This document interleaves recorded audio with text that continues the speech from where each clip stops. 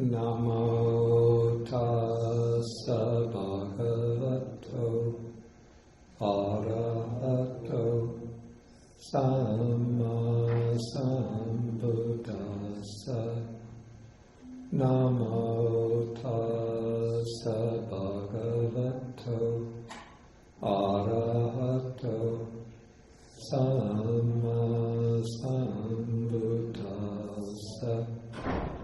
Namo tassa bhagavato arahato samma sambuddhassa.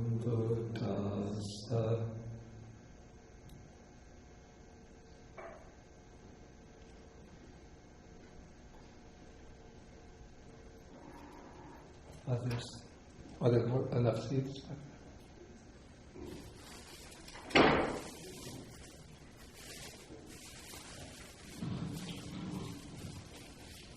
There's a seat up here if anybody needs. Okay.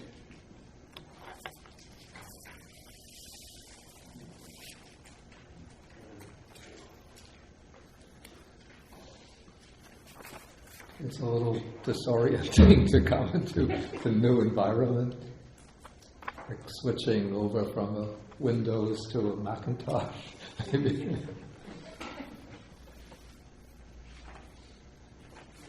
Okay, so today we start with the sutta. It's called the Alagaddupama Sutta. This is the simile of the snake.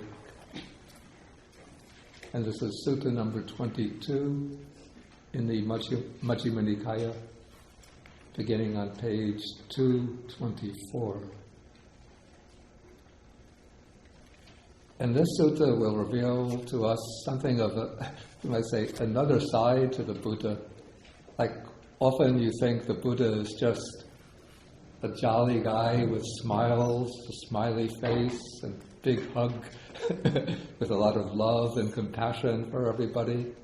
But sometimes the Buddha can be very strict, even stern, especially when his teaching is being misrepresented.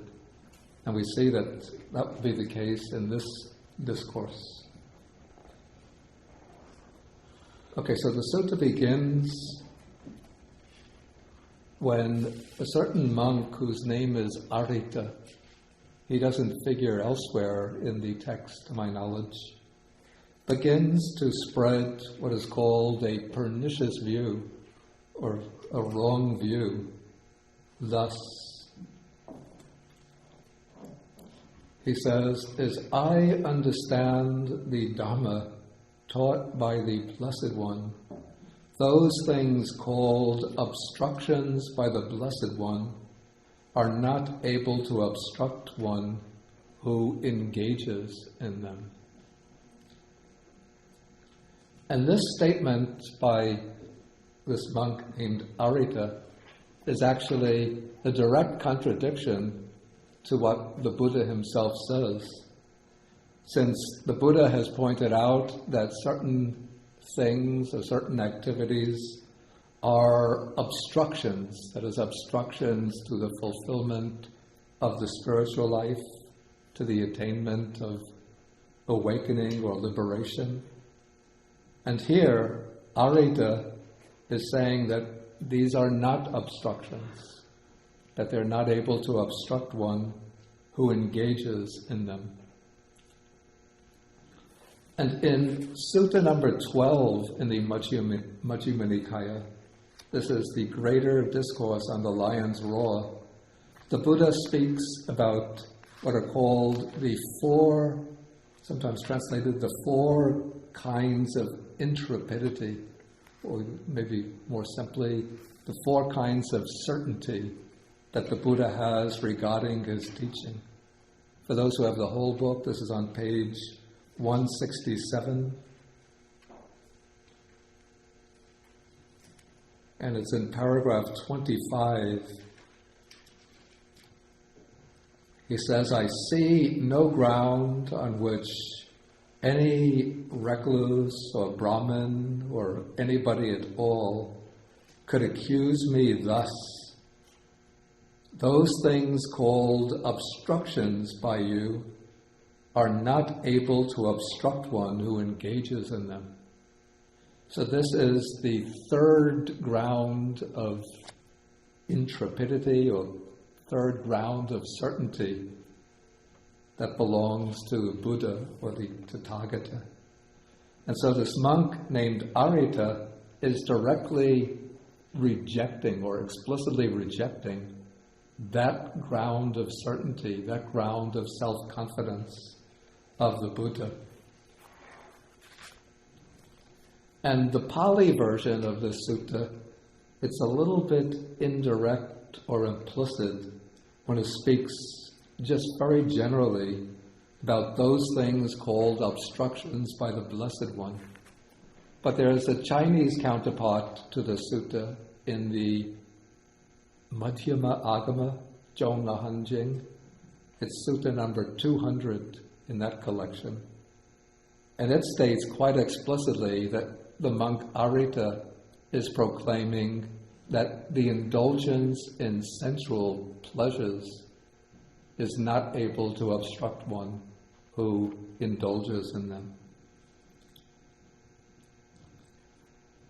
Okay, so now as Arittha is going around explaining his understanding of the Dhamma, then some of the other monks hear about this, and then they call him for questioning. They ask him, is it true that such a view has arisen in you? And then Arittha answers, it is exactly so, friends. As I understand the Dhamma taught by the Blessed One, those things called obstructions by the Blessed One are not able to obstruct one who engages in them.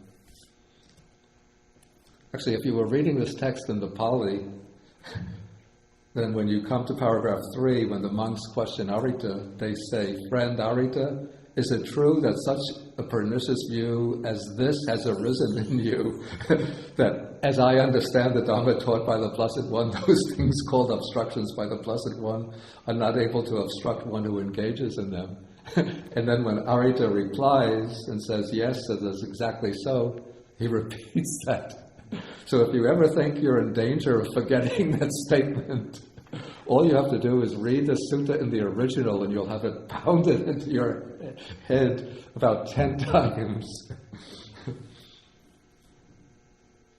Okay, so when Arittha replies in this way, then the monks try to convince him that he's wrong. And so they press him, question him, cross-question him, and then they say, do not speak thus, friend Arittha, do not misrepresent the Buddha. It's not good to misrepresent the Blessed One.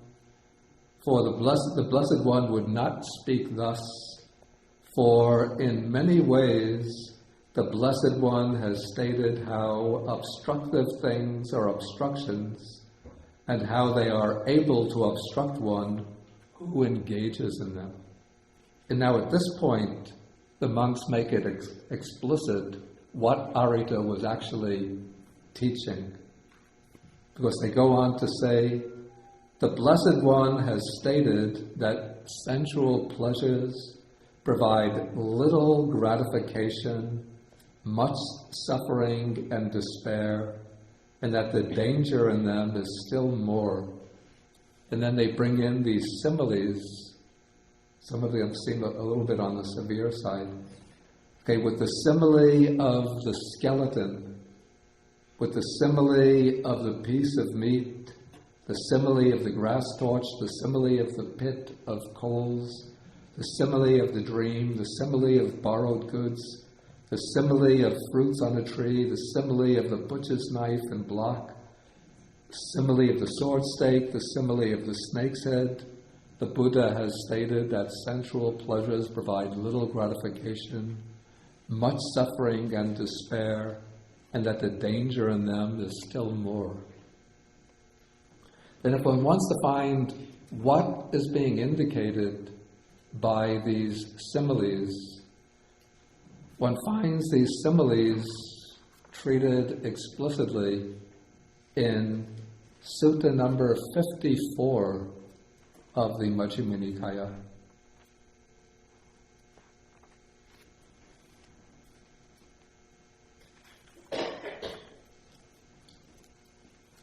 We start on page 469. You have the full book on paragraph 15. I won't read the whole simile, but I'll just sort of recapitulate or summarize what's indicated in each simile. Okay, the simile of what is called the skeleton is actually a chain of bones without meat, smeared by blood. And the simile is that of a butcher who takes a chain of bones after cutting off the meat and throws it outdoors for a dog, and then the dog goes running after the chain of bones, hoping to get a meal out of it, but all he could get are a little few scraps of meat and lick the bones, and that's all. No real satisfaction.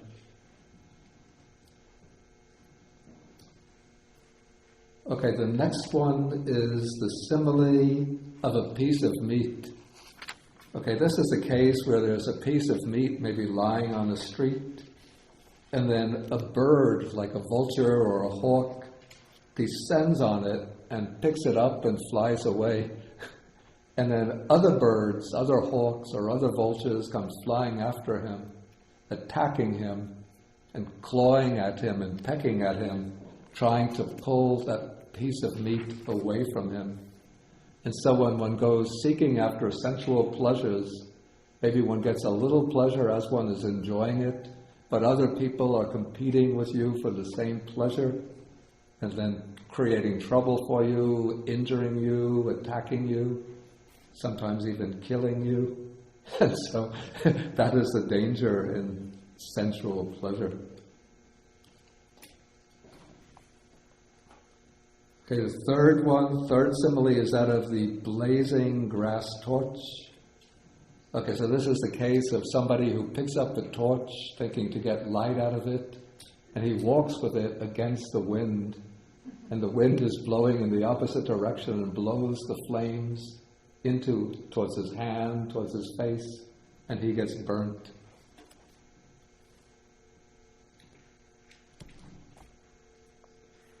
The next is the pit of burning coals. Okay, so there's a pit of burning coals without flame or smoke, and then a man comes along, a man who is intent on living, who wants to be happy, not to suffer.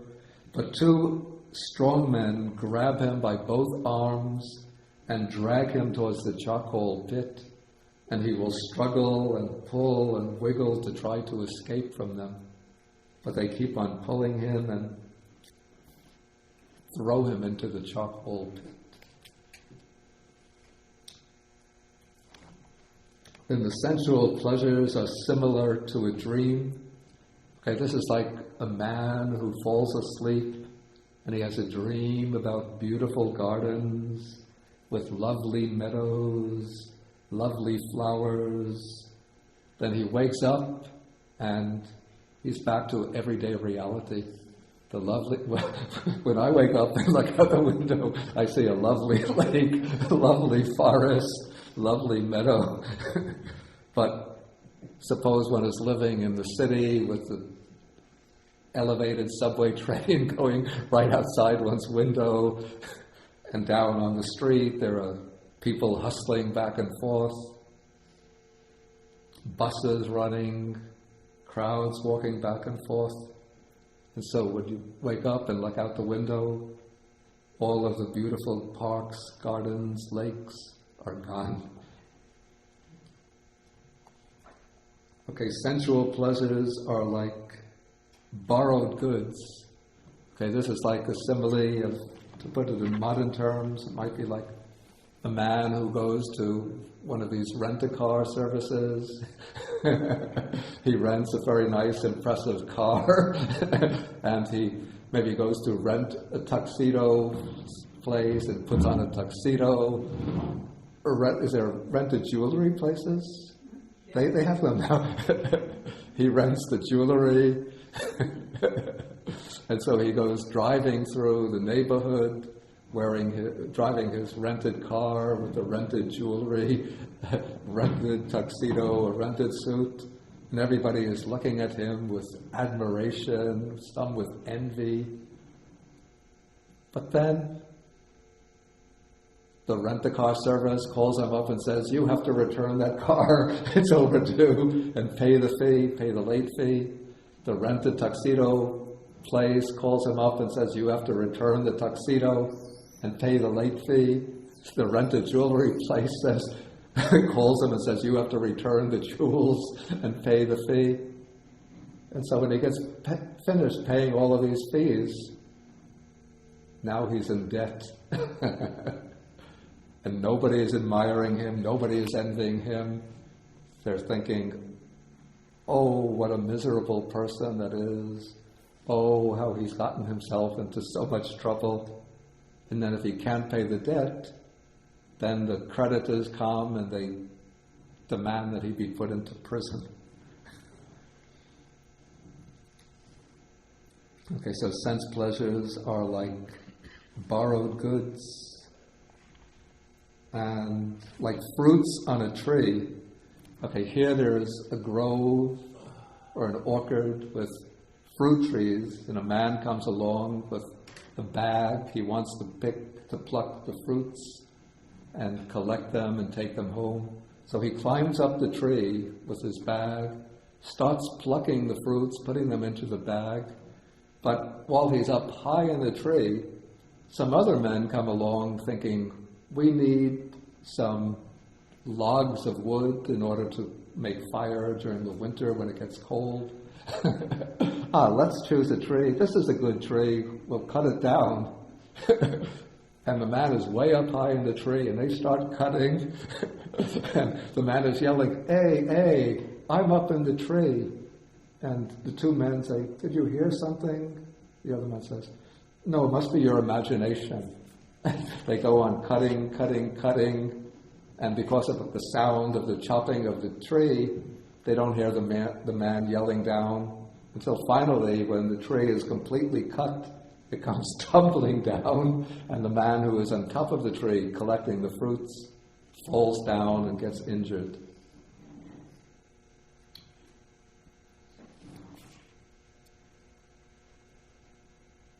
Okay, so those are the main similes, and the simile of the butcher's knife and the block, simile of the sword stake, simile of the snake's head.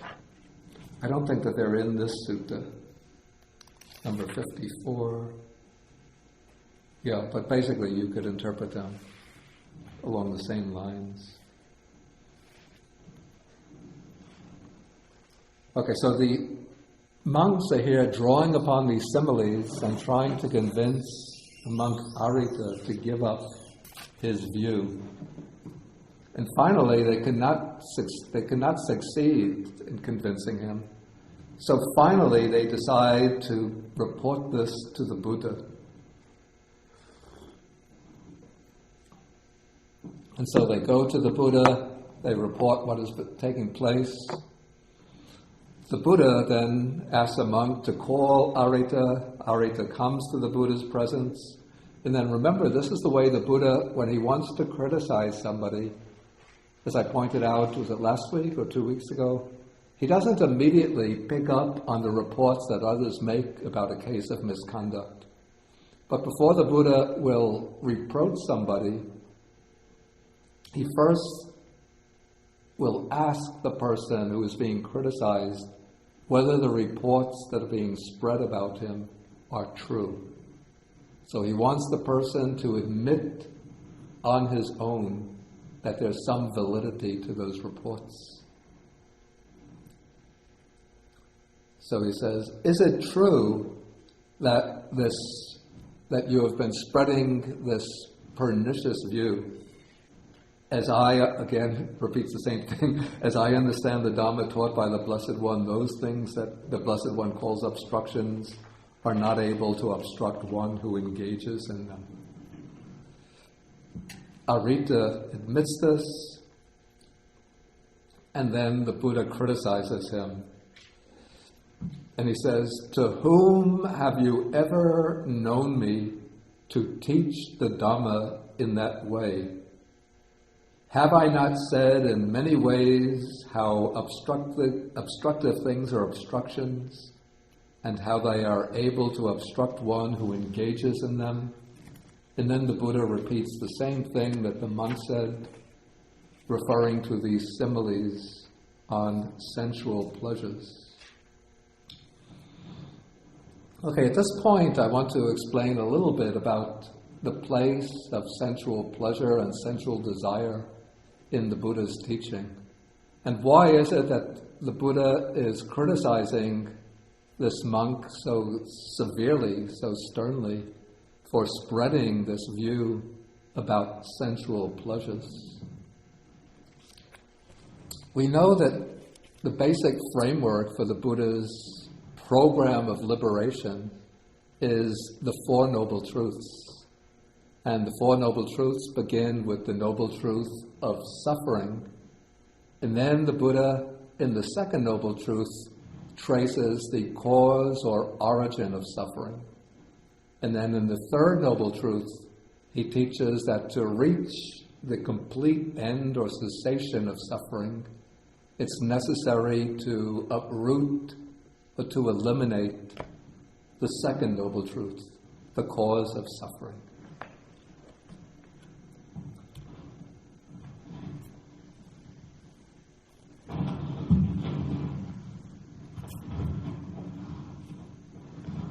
Okay, so the second noble truth teaches the cause of suffering.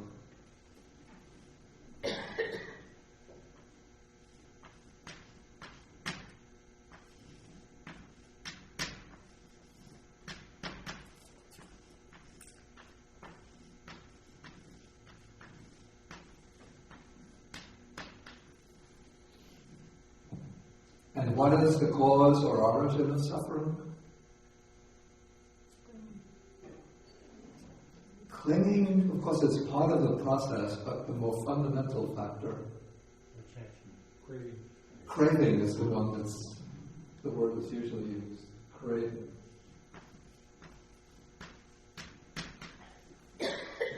The Pali word tanha.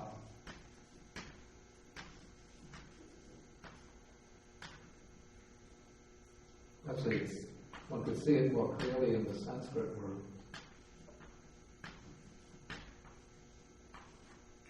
Is related to the English word thirst. So this is the thirst in the sense of kind of blind, compulsive desire. And then the Buddha, in numbers of suttas, dissects or analyzes craving into three types. And so we have the first is kama tanha, which is the craving for sensual pleasures. The second is bhava tanha, which is the craving for becoming, for continued existence. And then there's vibhava tanha. Say this is the craving for non-existence, or for craving for annihilation. But the one that concerns us here is the craving for sensual pleasures. So this is, we could say, is probably of the three, it's the most immediate form of craving, the one which is usually functioning most actively in our minds most of the time. And so we're usually compulsively driven to try to find satisfaction through the senses, by indulging the senses in order to experience sensual enjoyment.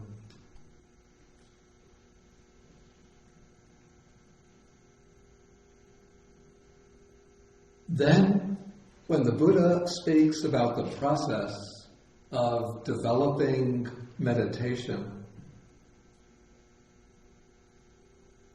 he explains that there are 5 hindrances, 5 mental factors that function as hindrances in that they prevent the mind from quieting down and becoming collected and focused and concentrated. In other words, there are 5 obstacles to samadhi, concentration. And these 5 factors are also said to be panya dubala karaniya. That is, they are 5 things which weaken wisdom, 5 things which prevent wisdom from arising and growing stronger. And these 5 things are called the 5 hindrances. And the first of the 5 hindrances is what kind of hindrance? What is its name? Sensual desire. Right, sensual desire. Okay, so that is desire for sensual enjoyment. And so when one sits to meditate, one finds initially that the mind wanders, and usually often what it's wandering to are thoughts, fantasies, images of sensual pleasures. And then because of these images and fantasies, then the desire for these sensual objects floods into the mind and agitates and disturbs the mind.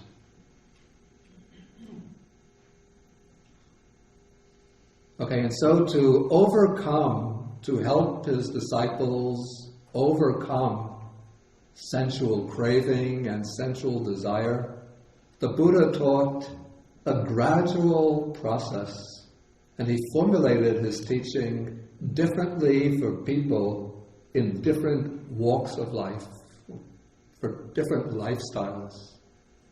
And so for his lay disciples, what the Buddha teaches as a kind of primary requisite for leading an ethical life is the 3rd precept, which means to abstain from misconduct in regard to sensual pleasures. And this means specifically to abstain from what is called sexual misconduct. And this has a very specific meaning. It doesn't mean, some people say, like the modern interpretation, that abstaining from sensual misconduct means that one shouldn't enjoy sense pleasures. But that is not really what the Buddha is saying. There's no prohibition on lay people from enjoying ordinary sensual pleasures. It doesn't even mean that for lay people to enjoy sexual pleasures, they have to be in a legal marriage. If 2 mature, independent people want to have a sexual relationship and they're not bound to others who will be hurt, they can do so, and that's not a violation of the 3rd precept. The 3rd precept doesn't require a monogamous relationship. The Buddha was living in a period where kings and princes would have maybe several wives and several concubines, and they became the Buddha's followers.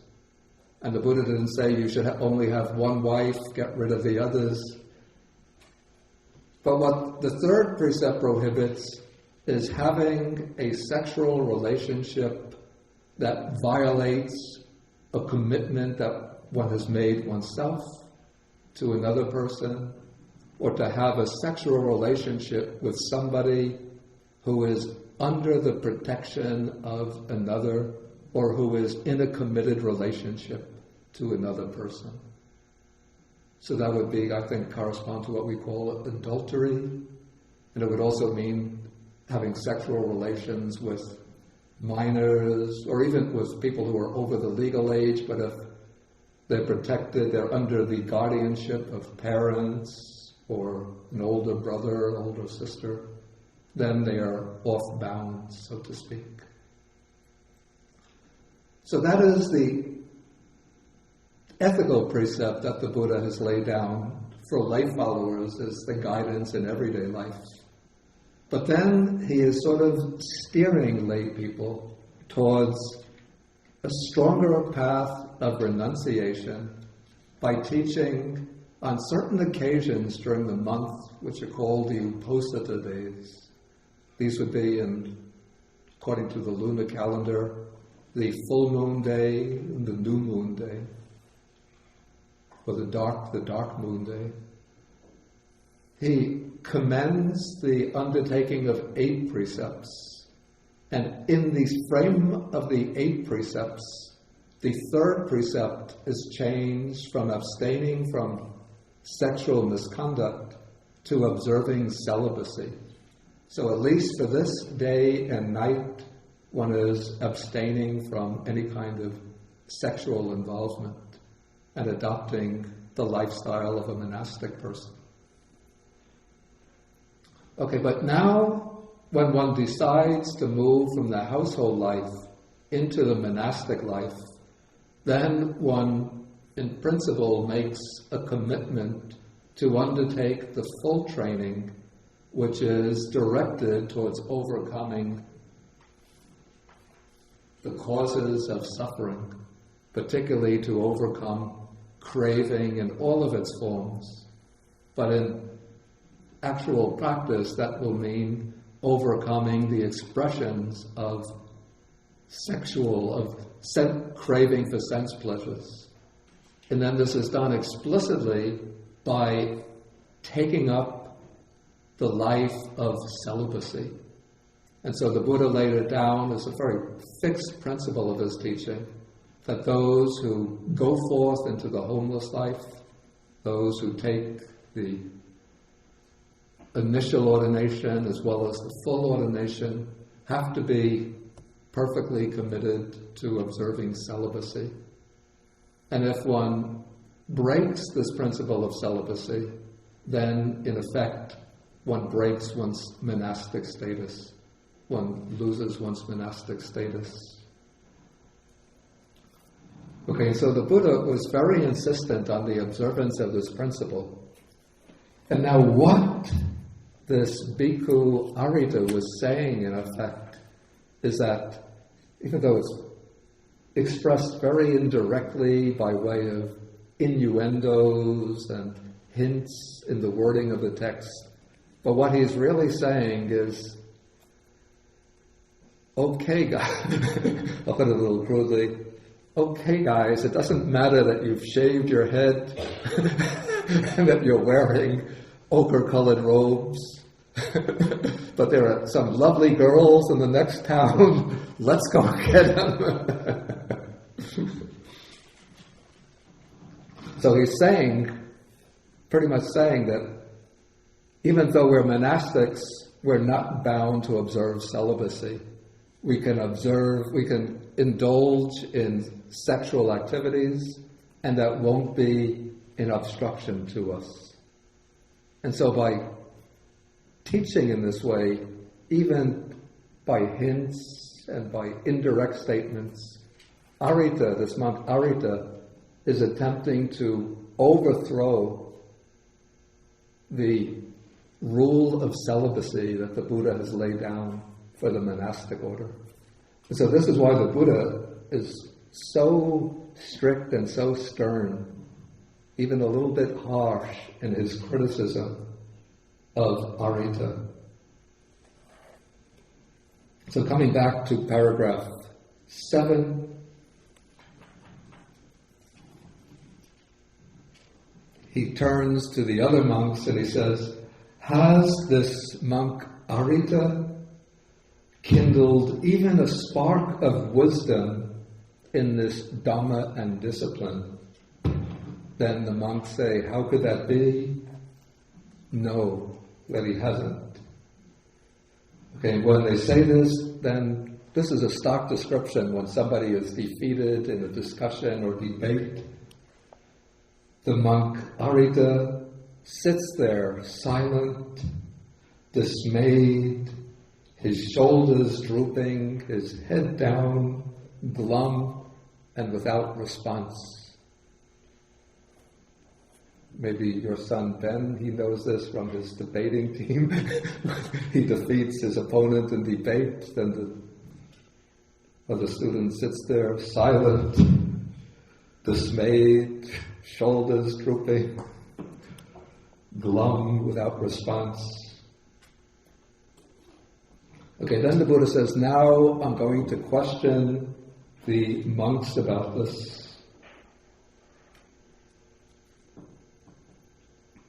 Okay, so then the Buddha asks the monks whether they understand the Dhamma the way Arittha has taught it. And the monks say, again, this gets repetitive, no, Venerable Sir, for in many ways the Blessed One has stated how obstructive things are obstructions, and so forth. Then the Buddha says, good monks, it's good that you understand the Dhamma taught by me thus. He repeats everything. And then he makes a very interesting statement in paragraph 9. He says that one can engage in sensual pleasures without sensual desires, without perceptions of sensual desire, without thoughts of sensual desire. That is impossible. It seems that what Arittha might have been saying is that it's possible for us, being monks, we can go out and engage in sensual pleasures, which again, this really means engage in sexual relations, without being defiled, hindered, and obstructed by sensual thoughts, by perceptions, that is, perceptions that grasp upon the sensually enticing aspects of form, sound, sense, and so on, and without thoughts of sensual desire. So in other words, Arittha seems to be recognizing that perceptions of sensual desire, thoughts of sensual desire, the desires themselves, those are hindrances, those are obstructions. But it's possible to engage in the activity without being hindered by them. Now, in the case of food, say eating, there are like two main activities that bring sensual pleasure. One is sexual activity, the other is eating or food. But everybody, at least to my knowledge, has to eat in order to survive. They say that there are some people who are able to live just on air, by breathing the air, and they can get all the nutrition they need from the air. I haven't met one yet. And if I were to meet one, I would want to take a little look behind inside the cave where he's living to see whether he has a stash of bananas there.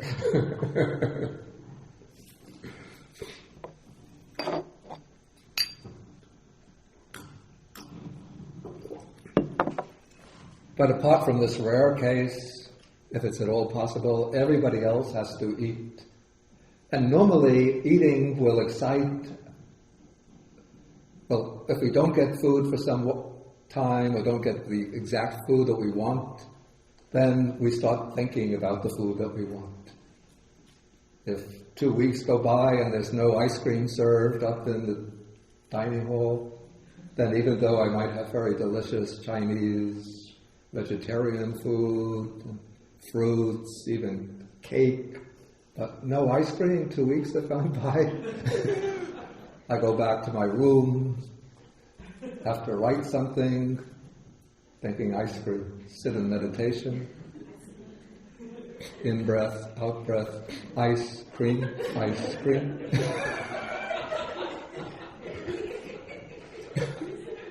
But if I reflect,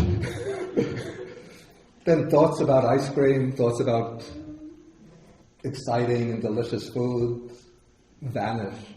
And then I can eat just by being mindful of eating or reflecting wisely on the food, and I can eat without being tainted by sensual desires. But eating is necessary.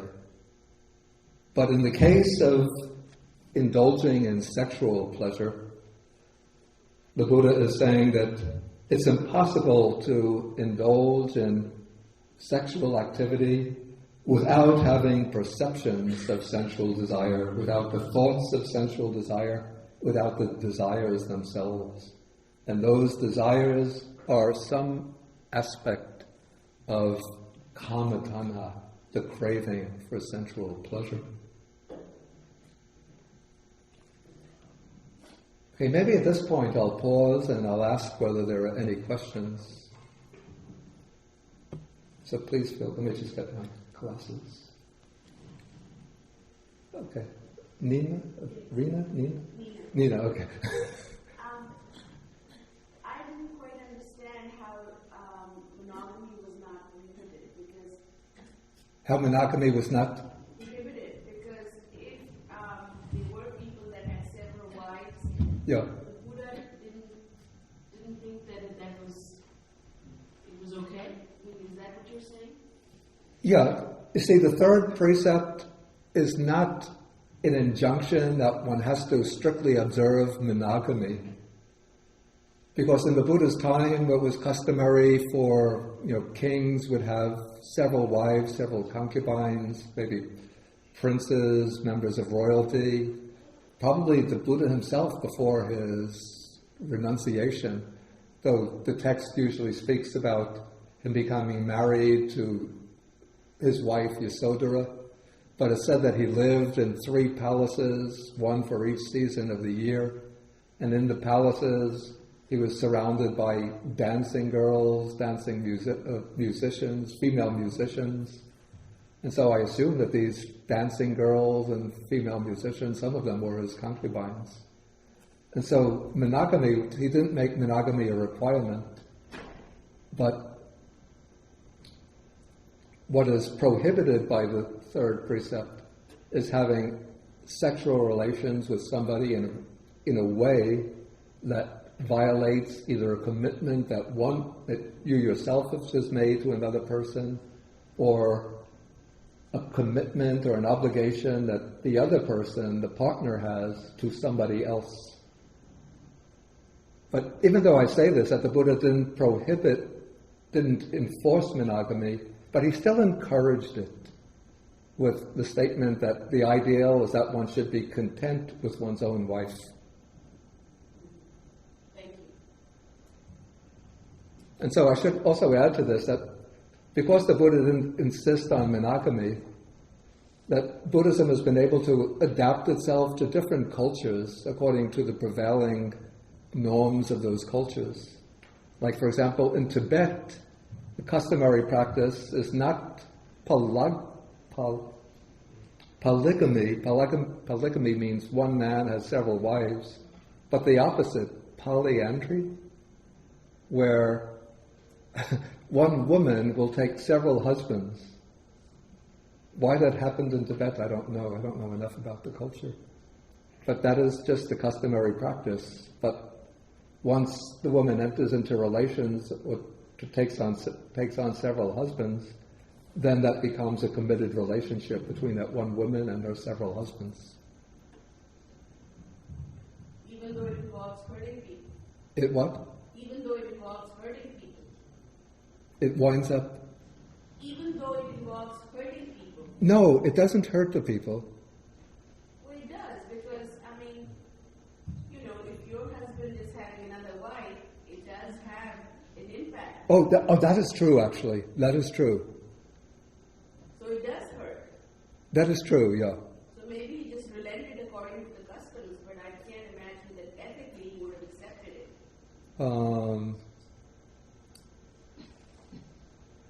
I'll have to give some thought to that. But I'm just explaining what the third precept actually prohibits. Thank you.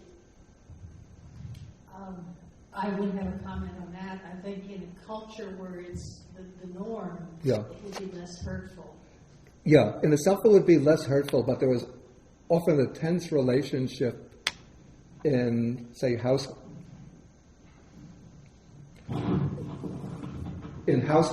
in which there are 2 wives, and this has continued through at least through Indian culture through some time. It said like one of the most undesirable positions in life is to be the second wife in a household where there's a senior wife, because then the senior wife bosses. This is the reason it becomes hurtful. It's not because of the relation between the women and the husband, but really, there's no joke in this, but because the senior wife bosses around the junior wife and makes her do the housework and maybe do the cooking and do the laundry, while the senior wife just enjoys the privileges of her superior position. My question is a little more linguistic. Is there a translation issue, and what comes across as an absurdity in this, that an obstruction doesn't obstruct? Are there different words being used in the original? It's actually basically the same word. Okay. Yeah. So it seems like a contradiction. What Arittha is saying is a contradiction, which is what makes me suspect that he was probably really saying something different, something more explicit, but the way it got phrased or formulated in the text, it was formulated in this way. I don't know why.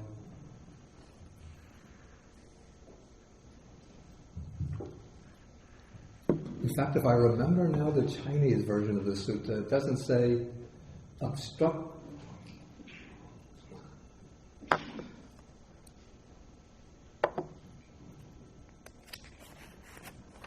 It doesn't say that this monk Arittha is claiming that obstructive things called obstructions by the Blessed One, are not able to obstruct one who engages in them. But it puts the point more explicitly. It says sensual desires are not able to obstruct one who indulges in them. What's the significance of Arittha formally being the culture's elders? I have to say, I don't like this because I would assume that in the Indian culture of that period, the clan of the vulture killers was almost certainly regarded as a low clan. I don't know why they're killing vultures, but it would seem to be a low clan, perhaps even one of the what would now be called the outcast clans. And so it's almost be sort of saying that implicitly that this person who is promulgating this bad view, this wrong view, comes from one of the outcast clans, almost with the hint that we shouldn't be ordaining these outcast people as Buddhist monks because they're not able to understand the teaching correctly and they promulgate wrong views. Even though the Buddha himself, in other suttas, had said that when anybody goes forth into the homeless life, they give up their name and clan and their caste, and they all just merge together, just like the rivers of the ocean. Just like the rivers merge when they reach the ocean.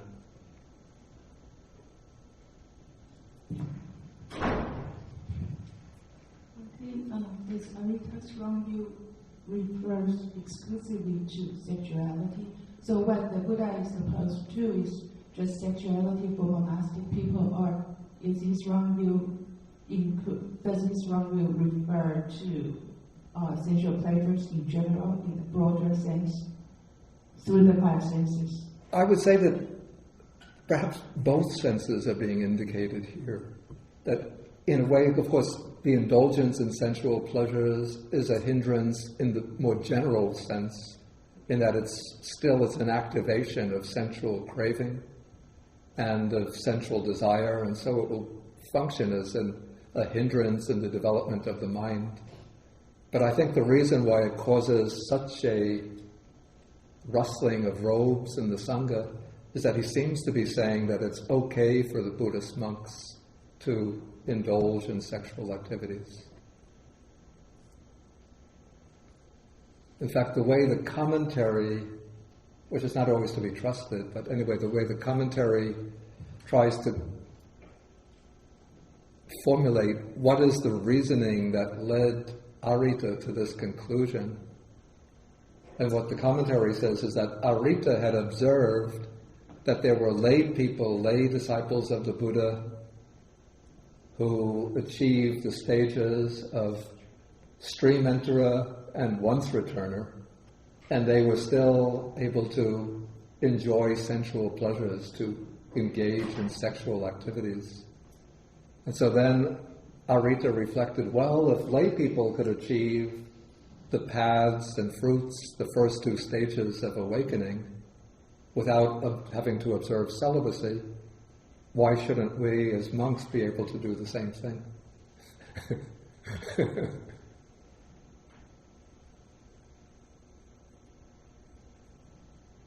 Was there some other question? Okay, let's take from the back.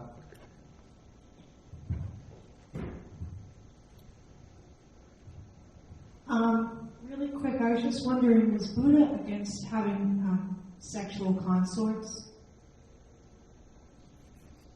You mean a relationship outside of marriage by a consort? Yes, like in tantric practices. Oh, I see. You mean in tantric, the kind. In the early teachings, I don't think one would find any way to approve of the practice of having consorts for doing a kind of sexual, spiritual practice. This is something that developed later in the history of Indian Buddhism.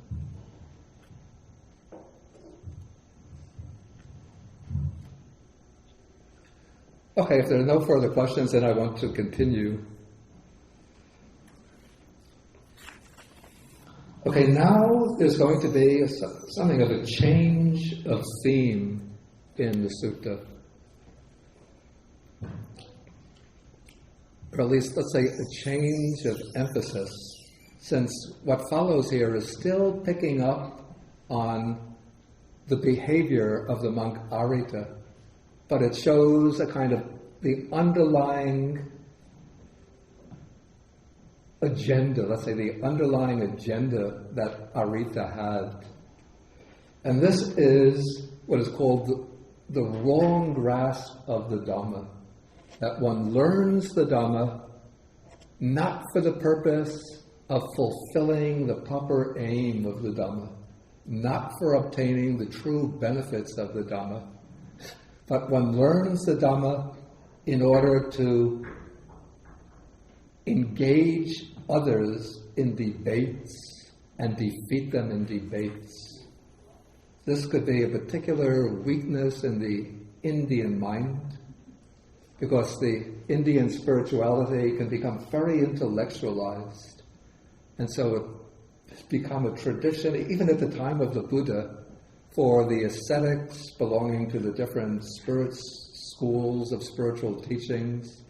They would meet regularly in these parks and in open monasteries, rest houses, and each one would come with his own teaching, and then they would engage the others in debates for the purpose of defeating them in debates. But now this must have also been taking place within the community of the Buddhists themselves, that the Buddha found that people were learning the teachings and then sometimes becoming very learned in the teaching, knowing many different texts, different positions, and then not putting the teaching into practice, but instead using these teachings to come up sometimes with what seem like eccentric or odd hypotheses or theses of their own, and then trying to draw on discourses of the Buddha, selective quotations, taking statements out of context, then using them to argue in favor of their position.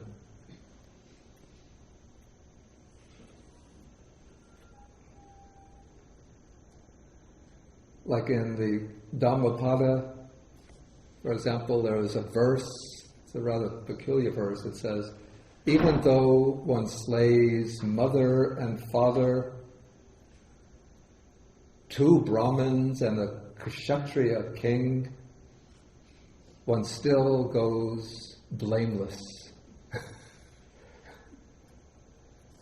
And so somebody can pick that verse out of context and say, look, the Buddha is encouraging matricide, parricide, the killing of religious, of priests, the killing of kings. So why don't I do the same? Okay, but that would be a misreading because there must have been an explanation of the symbolic meaning of that verse. And so to understand the verse properly, one has to know what's being symbolized. But if one just quotes it out of context, one could use it to justify the most bizarre, the most horrible crimes. Okay, so here the Buddha takes the case. He speaks about some misguided men who learn the Dhamma. And then the compilers probably added this, putting in the 9 divisions of the Buddha's teachings in the very early period. The discourses, stanzas those are texts that are composed with mixture of prose and verse, expositions, verses, exclamations, sayings, birth stories, marvels, and answers to questions. But having learned the Dhamma, they do not examine the meaning of the teachings with wisdom. Since they don't examine the meaning of the teaching with wisdom, they do not gain what is called a reflective acceptance of the teachings. That is, by reflecting and examining the teaching, when one understands the meaning, then one accepts the meaning, because on the basis of one's investigation. Instead, they learn the Dhamma only for the sake of criticizing others and for winning in debates. And they do not experience the good, or it could be the goal, the benefit, for the sake of which they learned the Dhamma. Then those teachings, which have been wrongly grasped by them, lead to their harm and suffering for a long time. Why is that? Because of their wrong grasp of the teachings. And now we come to the simile that gives the title to the discourse. Here we have a man needing a snake, seeing a snake, wandering in search of a snake, and he sees a large snake, and he grasps it by its coils, by the center of the body, or by the tail. When he does this, then this is what's going to happen. The snake will turn back on him and bite his hand, or his arm, or his leg. And if it's a poisonous snake, then the poison goes into the body and the man might die or suffer terrible pain. And why is that? Because of his wrong grasp of the snake. Okay, so this is the wrong approach to the Dhamma. And now the Buddha takes the contrary case, the right approach to the Dhamma. Here, some clansmen learn the Dhamma, and having learned the Dhamma, they examine the meaning of those teachings with wisdom. Then, having examined the meaning with wisdom, they gain a reflective acceptance of them.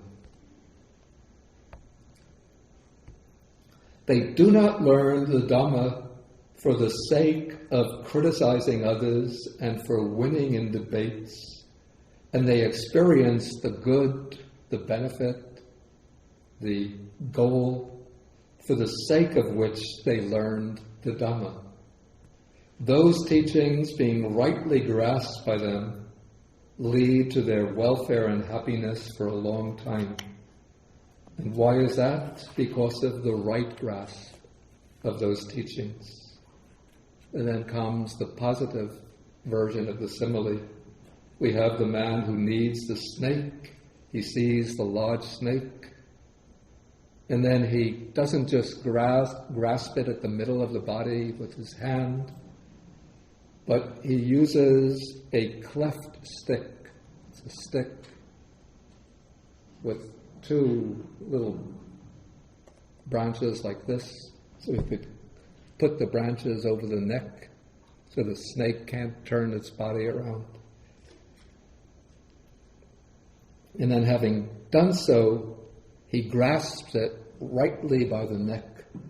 Again, I wouldn't want to do this myself. I don't trust my ability to grab a snake. But I used to, in my early years in Sri Lanka, there was one monk, elderly Sri Lankan monk. He was the chief monk of a place called the Island Hermitage. And he was very famous for catching snakes that would get onto the island and put them in a bag. And he knew all of the skills necessary in catching snakes. And so he became almost a legendary figure for his ability to catch any kind of snake. So you use the cleft stick to press the head down, grab it correctly by the neck. And then even though the snake might wrap its coils around the hand or the arm, but the snake is not able to turn the head around and bite. And so in this way, the man can catch the snake, take it away, and do what he wants with it. And why is that? Because of the right grasp of the snake. And so this is like those clansmen who learn the Dhamma, examine the meaning, gain the reflective acceptance of it, and then practice to realize the goal of the Dhamma.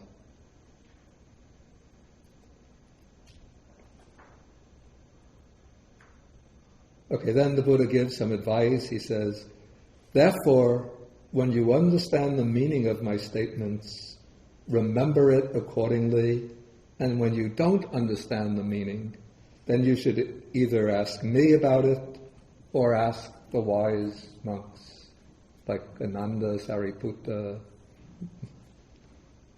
Mahamoggallana, Mahakassapa. Ask them about the meaning. Okay, the next portion of the simile, the next portion of the sutta presents us with a very famous simile, which is used to illustrate, you might call, the practical or pragmatic aspect of the Buddha's teaching. Again, this has the purpose of showing how one should use the teaching, how the teaching is proclaimed for the purpose of practice and realization, and not just for the purpose of storing in one's head. And so this is the simile of the raft. So the Buddha says, I shall show you how the Dhamma is similar to a raft, being for the purpose of crossing over, not for the purpose of grasping. And here there's a kind of wordplay involved in the idea of crossing over. Since in India, northern India especially, there would be many large rivers and branches of these large rivers, particularly during the rainy season, when the rain comes pouring down and then the Ganges River swells up, the Indus River swells, the Brahmaputra River swells, all of these rivers go flowing. And so if one is traveling, one has to, at many points, one has to cross over the river to go from the side where one is starting out from to reach the other side of the river. And so if it's a small river, like a creek or a stream, there might be bridges. But if there isn't a bridge, then one has to take a ferry boat or construct a raft to get across.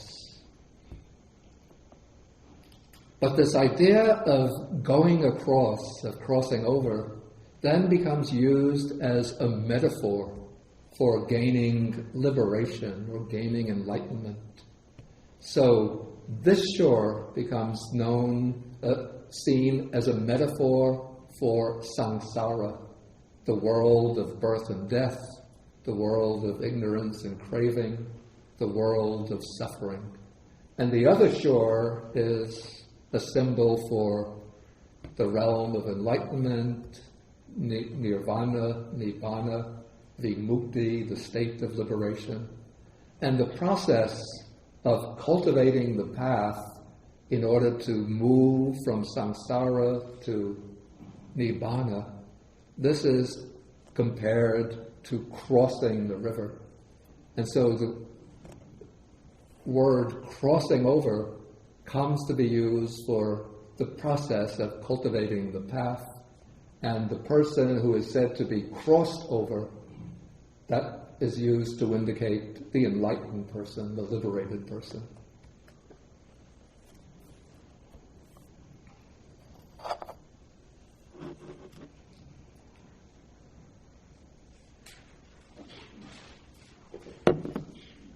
And so the Buddha develops this simile. He says, suppose there's a man undertaking a journey.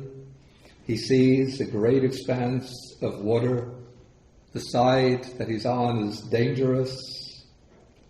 The other shore is safe and free from danger. But there's no ferry boat and no bridge to cross over. And so he thinks to himself, let me collect grass, twigs, branches, and leaves. I'll tie them together and make a raft. And then riding on this raft and making an effort with my hands and feet, I will get safely across to the other shore.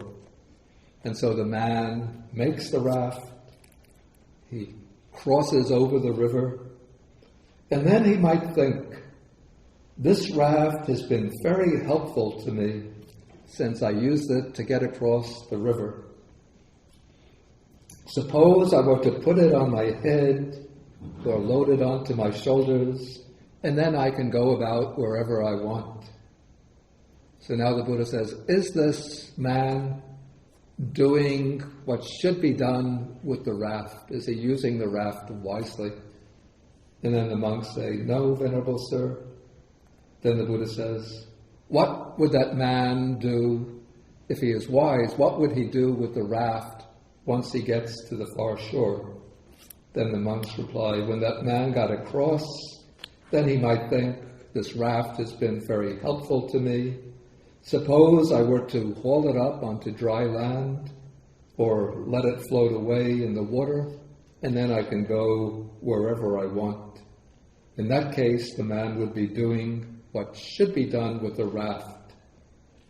And so the Buddha says, I have shown you how the Dhamma is similar to a raft. It is to be used for the purpose of crossing over, not for the purpose of grasping. Now, similes can sometimes be a little misleading, and I think that can be the case with this simile too.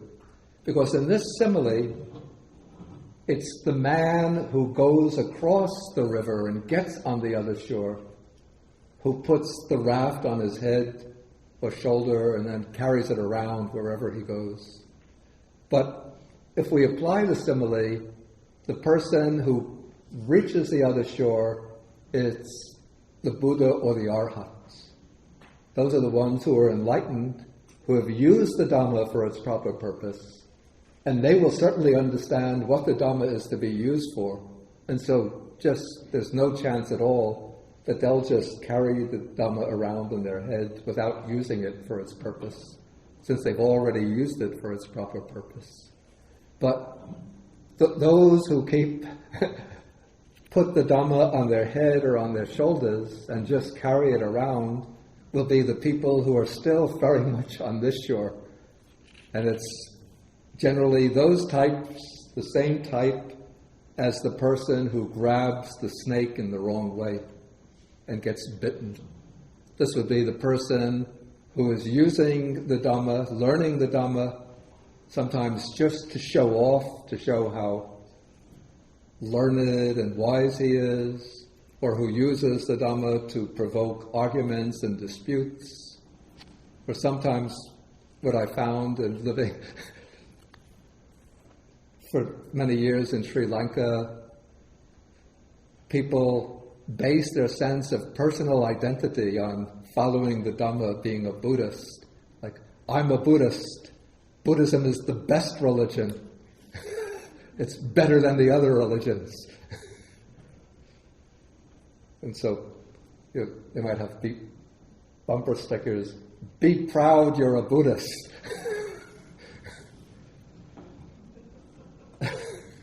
Then you ask them, what kind of practice are you doing? They say, practice? We have to wait till the time of Maitreya Buddha to start the practice, right? For now, we just do the devotion. Or I compare it, it's like a man who he gets ill, and he goes to see his doctor, and the doctor writes the prescription for him, and the man takes the prescription home. He has a nice altar. He puts the prescription on the altar, and then 3 times in the morning, he bows down to the prescription. 3 times in the evening, he bows down to the prescription. He offers incense and flowers and fruits to the prescription. But he doesn't think, use the prescription to go to the pharmacy and get some medicine? Is that what one is supposed to use the prescription for?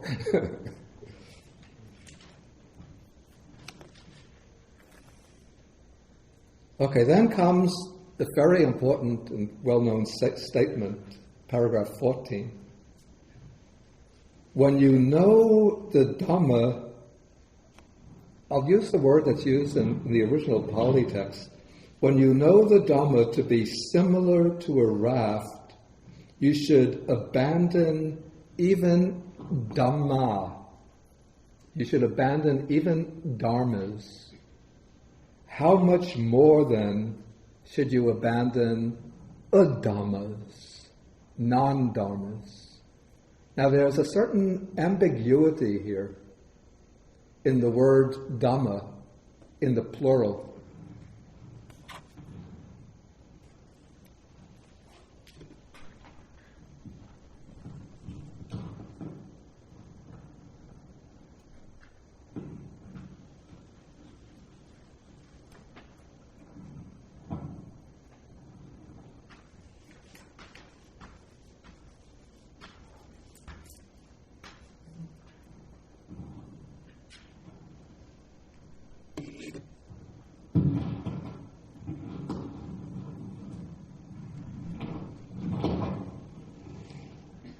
The ambiguity comes from the fact that the word Dhamma has several meanings in the text. Sometimes it's used to mean mental qualities, particularly virtuous mental qualities or wholesome mental qualities.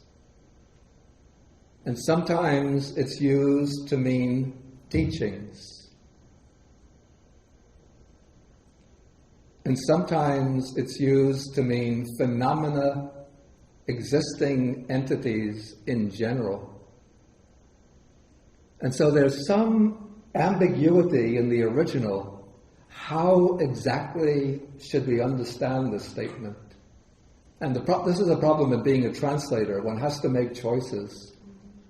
The only way to escape making choices is to use the original, but then it becomes puzzling to the reader, especially a word like Dhamma in the plural. And so the way the commentary explains it, the commentary takes it in the sense of qualities. And it says that you should abandon. The commentary says what is meant by the qualities here are samatha and vipassana, that is tranquility and insight. And so you use tranquility and insight to cross over to reach the other shore of liberation. And then once you reach the other shore, of course you go on practicing tranquility and insight, but you don't have to hold to them tightly anymore. Like you don't have any attachment to them. And as you are using tranquility and insight, cultivating them in order to cross to the other shore, you shouldn't be attached to them, but just use them as pragmatic devices, as parts of the path. Or we could say is, use them as a ladder to climb to the roof. Don't cling to the ladder.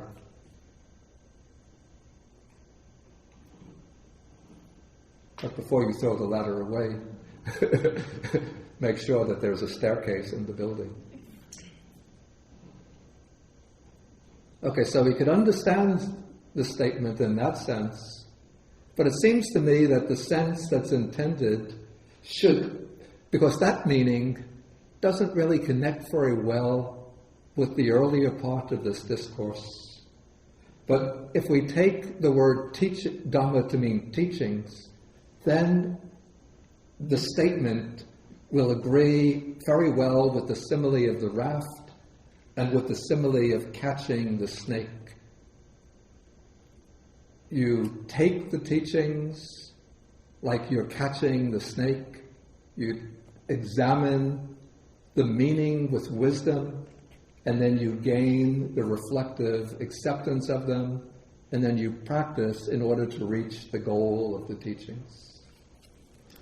And once you reach the goal, then in a sense the teachings become unnecessary for oneself, except as a means for helping one to teach and to guide others.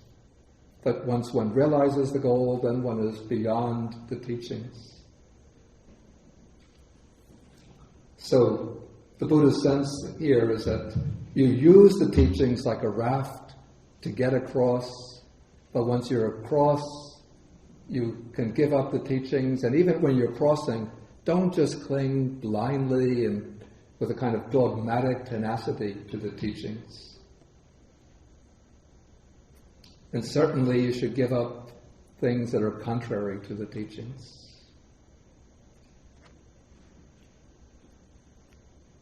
And this statement also comes to be used, or sort of referred to, in the famous Diamond Sutra, the Vajracchedika Sutta, where, you see, in the time of the Vajracchedika, or Diamond Sutra, it was probably composed at a time, a period when the Abhidharma was beginning to flourish, in which one of the main activities in the monasteries was to accumulate these lists of dhammas, which are held to be things that have ultimate or real existence.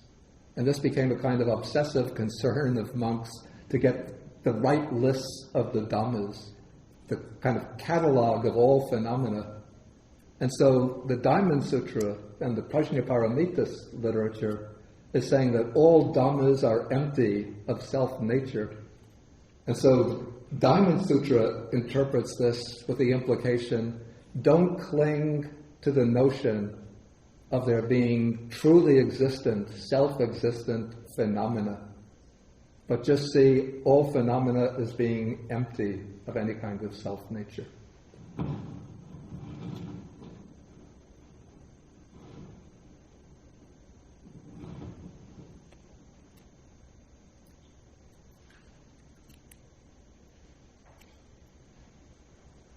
Okay, I think I'll stop here and then ask whether there is any questions. Okay. Go away.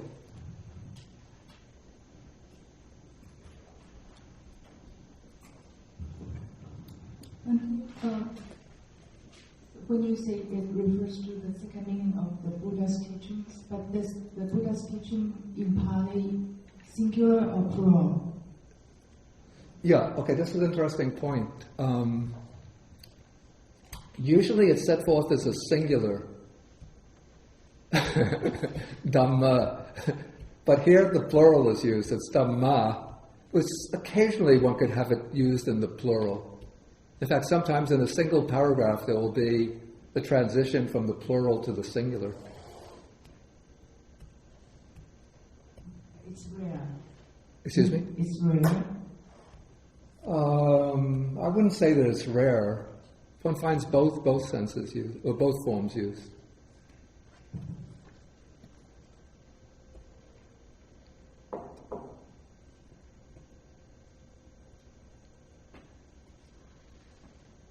Any further questions? Yeah, Richard. The use of the word Dhamma with the capital D. Yeah. Is that clearly representing the teaching without interpretation? And then Dhammas with the Dhamma with plural, that's the one that's different interpretation? Yeah, first in the Asian scripts that are used to record the Buddhist texts, like Sinhala script, Burmese script, Thai script, there's no distinction of capital and small letters. So that's a choice that an English translator uses. But where we have the singular, I think this is my convention, the singular where it definitely and clearly refers to the Buddhist teaching, then I use the capital D. Especially when we have something like the Dhamma is similar to the raft. There it's a singular. Or if we have the expression, these misguided men learn the Dhamma, and then it enumerates different types of the teachings of the Buddha, then it clearly is referring to the Buddha's teaching.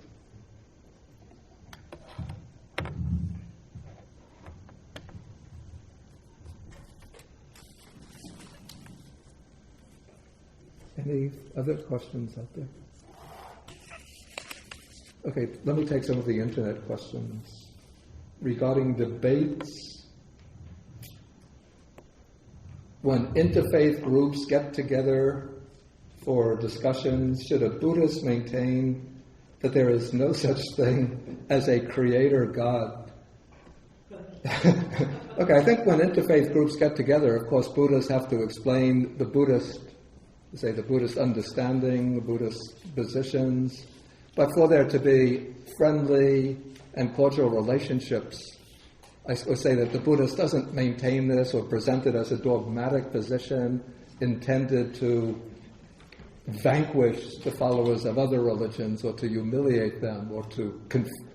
He doesn't present this position in a confrontational stance, but just says, according to Buddhism, we don't teach that there is a creator God, but we say that this manifest universe is without any discoverable beginning, but still things are regulated by a kind of immanent law of cause and effect, and that there is a moral law which governs our ethical actions in that way.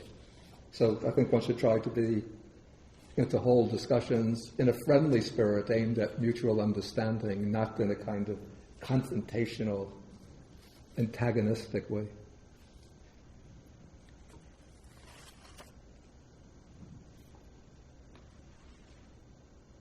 Okay, some other internet questions. This goes back to the tantric sexual practices. Even by monks is taught in some Tibetan esoteric Buddhist sects. S-E-C-T-S. Should Buddhists consider Tantra as a red flag, that it is not really Buddhism, but Hinduism, shamanism? Of course, there are forms of Tantric Buddhism. We can't say that Tantra is Hinduism, not Buddhism. There are differences between Tantric Hinduism and Tantric Buddhism. I don't consider myself in a position to pass judgments on the practice of Tantra. I don't know enough about it. I think it's a form of practice that can be easily abused. And the way I understand within the circles, in almost what I've been told in 99.9% of Tantric Buddhist circles, actual sexual practices are not undertaken. Now there's something popular called, and this is true about Tantric Hinduism too, there's something popular going around amongst many Western spiritual teachers, they call it Tantra, and you see it all over the internet. Probably if you just put in Google Tantra, you get many of the Western groups, and there'll always be the smiling couple, man and the woman smiling. We will teach you Tantra, come to our retreat at such and such a place for, $1,000 for 2 nights. And how to experience the most ecstatic sex that you've ever had and to hold orgasm for 25 hours unbroken. We will teach you that. But I've asked some, practitioners of both Buddhist Tantra and Hindu Tantra whether this is really Tantra, and they just shake their head and say, it's so sad.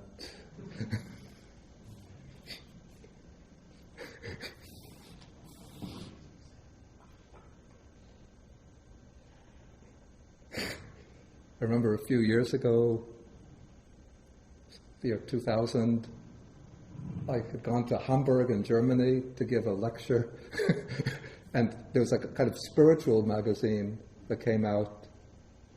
It gives a report on what's going on in town, on the spiritual scene. On one side of the page, lecture by Theravada Buddhist monk Bhikkhu Bodhi. Maybe if they should have put underneath Buddhist meditations on death and the 32 parts of the body. And the other side of the other page, facing page, the smiling couple, Gottlieb and Gertrude, lecture on Tantra. Same evening, same time, different places. What should I go to? What will be more exciting, more fun? Okay. Is there a sutta where the Buddha scolds a widower, I think, for having sex with someone's wife, but said that if he cannot control his urges, he should visit a prostitute? I don't recall a sutta like that. Does anybody know?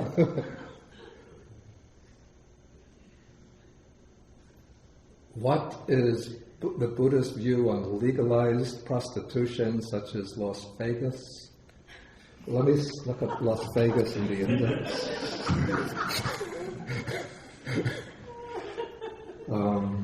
I guess it would be under proper names. Let's see, Kusinara, Lichavis. Yeah, I don't find Las Vegas there. Let's say that, Buddhism isn't encouraging people to go to prostitutes or encouraging women to lead lives as prostitutes. But I don't know that there's an official Buddhist view on legalized prostitution. And I think in most, actually in Thailand it's sort of passively tolerated. In Sri Lanka, the Buddhists don't like it, but it goes on. I don't know, one could just work out one's own views. I won't present my own personal view about it. Okay, I think we'll stop now, and we could come back, we could go up for lunch. But for those people who want to come back for the discussion, because still it's not yet officially open to the public. And then we could just have a little more discussion after lunch back here, about 12:15 or so. Okay, so we'll end with the sharing of the merits. I'll recite the verses for sharing the merits. And then the next class will be not next week, not the week after, but a rather long way till October 17th. Did I say October? Oh, I'm sorry. Why do I associate April and October?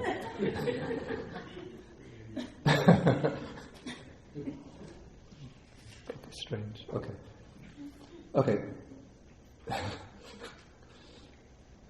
April 17th. April 17th. And we will continue and try to finish this sutta on that day.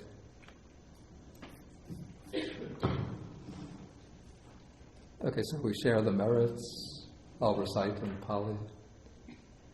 Akasata Jabhumata Deva Naga Mahitika Punyantang Anumoditva Chirang Rakantu Sasanam Akasata Jabhumata Deva Naga Mahitika Punyantang Anumoditva Chirang Rakantu Desanam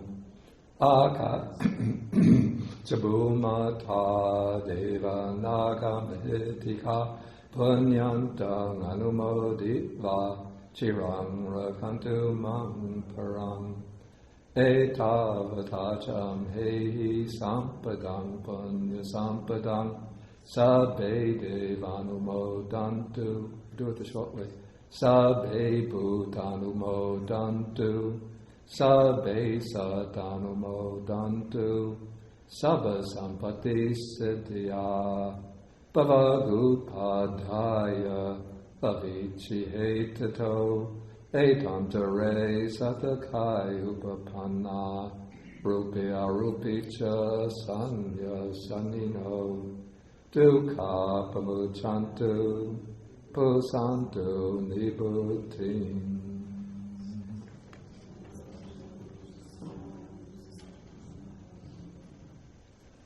You can rise.